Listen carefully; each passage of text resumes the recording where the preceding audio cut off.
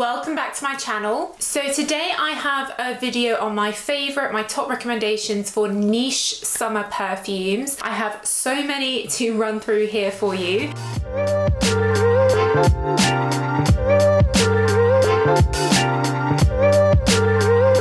And if you are new here, then hello and welcome. I'm all about perfumes. I have hundreds of videos, I think actually over 1,000 now, going through new releases, designers, celebrity, niche, you name it, as well as lists like this, perfume note videos, perfumers. So do check out my other content. And if you are a regular viewer, do make sure to subscribe and give the video a thumbs up. That really helps me. All of these perfumes I mentioned will be linked down below in the description box, where you can get them around the world, Europe, North America, Australia, where they're available. And of course, you can get my fragrances and Empress Aphrodite and my super concentrated soy wax candles all on my website, SokiLondon.com. Cool. So when it comes to niche fragrances, I feel like this definition of niche is quite nebulous sometimes. So my understanding is niche means that it's a brand that makes perfume and that's it. Not something like Dior or Chanel, who make clothing and then they also make perfume. But I think some people feel that it's more about like the aesthetic of the brand, and sometimes brands can be a bit not misleading but not obvious. So for example, Penhaligon's, which I think most people would regard as a niche perfume brand, is owned by Puig, which is a massive multinational. They own brands like Paco Rabanne, which obviously isn't a niche perfume house, so it's made in the same place and by the same people, but the branding and the appearance is niche. So, and of course my Aphrodite won the Fragrantica Award for Best British Niche Perfume last year, which was amazing. Thanks everyone for voting for it. And I did see some people commenting saying this isn't a niche perfume, people saying it was a celebrity perfume. I am definitely not a celebrity, you guys, but personally I don't think the definition matters. Like, it's when you create a perfume and register it with the regulators, they don't say, is this a niche perfume? Like, it's just a phrase, a term that's used by, I know, people to talk about different perfumes. I don't think it really matters about having a precise definition. And anyway, that's just me. I'm pretty chilled about things like that. So where to start? Well, speaking of Penhaligon's, we might as well start with them. I have here their Solaris Eau de Parfum, and I think this is probably my favorite Penhaligon's perfume. Presentation of the Penhaligon's perfumes is really, really cute. And this is an orange blossom perfume. If you're a regular here, you'll know that I do love orange blossom, and it's super fresh. You definitely get like a juicy orange opening, and then it settles to give that floral orange blossom. Very refreshing. Reminds me a little bit of Dolce & Gabbana Light Blue Forever. So if you're looking for a more affordable dupe of Solaris, I definitely recommend that, though I think it might be being discontinued. But it's really, really pretty, really, really wearable. I think if you were looking to buy someone a gift from Penhaligon's, this could be pretty safe. I do have a video on Penhaligon's, so I'll leave that linked down below. So continuing a little bit on the orange theme, Lalique Soleil. Now Lalique, if you're not familiar, is a French, I think it's French, glass maker. They make really fancy, really expensive glass pieces, like tens of thousands of pounds. You can see from their bottle this beautiful glass work. It's really thick, it's absolutely stunning, like one of the most beautiful bottles I own. Definitely my favorite Lalique perfume, and it actually comes in two versions. So you've got Soleil and Soleil Vibrant. Now both of these are great. So the original combines two of my favorite summer notes, orange and pear, and then it does have a little bit of sweetness in it, which is very like warm and calming. I think these retail the full size for around £100, but I have seen them really discounted, so I'll try and find these at a good price. I think I've seen these as low as like £30 or £40, which I think is amazing value. So I'll see if I can find that and leave that in the links below. But they also have Lalique Soleil Vibrant, which is my personal favorite. It has some really unique notes in here. So along with that orange and a little bit of vanilla, but nothing too sweet, and orange blossom, it has a really unique ginger top note and a hint of saffron and something called Dreamwood. It just smells so unique, so classy, so different. It always makes me feel really special when I wear it. So I really love both of them, and there's again something totally different that you don't see a lot. Really, really lovely, good quality quality perfumes. Famous niche summery perfume is from Maison Crivelli, and it's their Hibiscus Mahajad. I understand this is their bestseller. I have met the owner, the founder, a number of times. It is very expensive, like around £200, which is why I only have the little travel spray. I can see why it's so popular. It has a really fruity opening with a bit of black currant, but then it becomes a really feminine,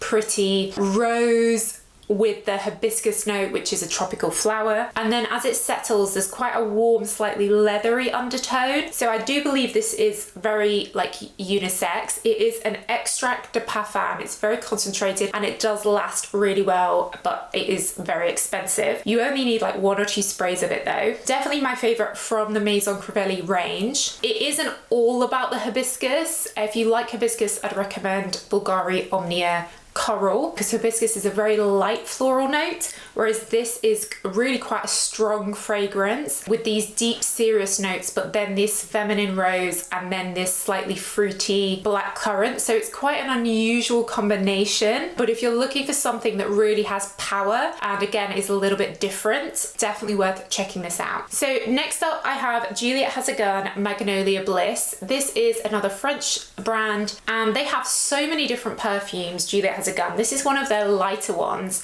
and it is a really pretty magnolia. Really fresh, uplifting. Magnolia is a relatively delicate perfume note, but in here it does stay and come through. It has that kind of slightly blossomy feel to it, but this is very fresh and I do find it lasts. I find in general the Juliette Has a Gun perfumes last very well. Again, they are quite pricey. I think this is around 100 or 120 pounds for the full size, but you don't need a lot and they do last. Very pretty. If you like your really fresh florals, quite clean, feminine, innocent, this is definitely one to try. And then another floral perfume from Floral Street, which is a British niche brand, Wonderland Peony. I think this is my 2nd or 3rd bottle of this. This has obviously peony in, which is quite clean and fresh. And then what they've done is they've added a cotton candy note, which adds this really fun, sugary vibe to it.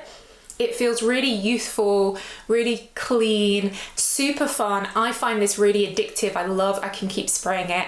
It's not super heavy, so good for hot weather. And I do find it doesn't last more than like 3 or 4 hours. You are gonna wanna reapply it, but it always makes me smile when I wear this, and it's my favorite from Floral Street. And then if you like quite fruity fragrances, the Kayali Eden perfumes, Eden Juicy Apple and Eden Sparkling Lychee are super fruity. The Eden Juicy Apple is my personal favorite because it's got berries and apples in. It's super fruity, and then Sparkling Lychee is a little bit fresher, a little bit sharper with that lychee note, but they are relatively similar. I don't think you'd need both, and they're definitely the fruitiest and like the most sort of fun, like lighter, sweeter, summery fragrance in the Kayali range. And then speaking of fruity notes, Commodity have just released these new fragrances called Commodity Juice. These are raspberry perfumes. The original Commodity Juice is raspberry and lychee. Reminds me a little bit of Angel Nova. And then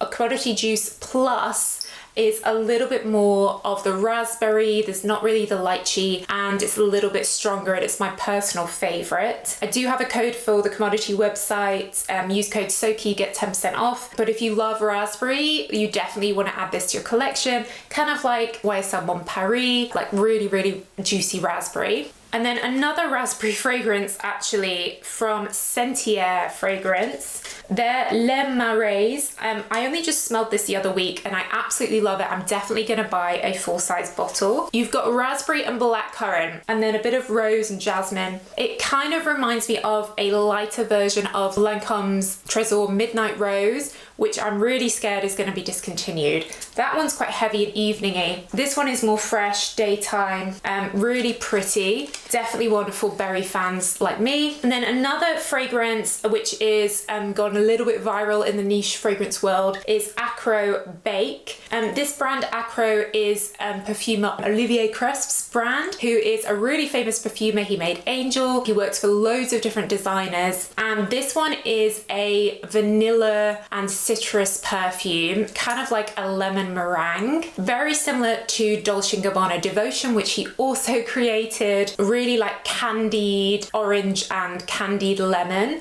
So it's like very sweet, but also very citrusy. Really fun for the summer if you're looking for something with that freshness, but you want something still quite sweet and like gourmand. And then lastly, from Beauty Pie, their new Element 79. This is a really unique fragrance with a hint of a sort of spice date Chloe Nomad vibe to it and some like exquisite florals. It smells really expensive. Beauty Pie, you can subscribe to them and then you get this for £33, like half price. I do have a code for 60-day free trial and £10 off, Soki London 10. I'll leave it linked down below. But these are definitely quite unique, not very well known. And this new one, Element, I think you could easily put this in different bottles, sell it in Harrods for £200. It reminds me of some of the Trade Route perfumes from Penhaligon's. Really interesting, quite unisex as well. And of course, I do have to mention my Aphrodite, my baby, mango, coconut milk, palm leaves, lotus flower, super fruity but also very fresh. I have been wearing this so much this summer and it really does last well. So yeah, big long list for you guys there. Let me know what else you would add to this list. What are your favorite summer niche fragrances? Let me know in the comments. I do read all your comments, and of course all the links will be in the description box where you can get these perfumes all around the world. But that's it guys, so thanks so much for watching as always, and I'll see you in the next video. Bye.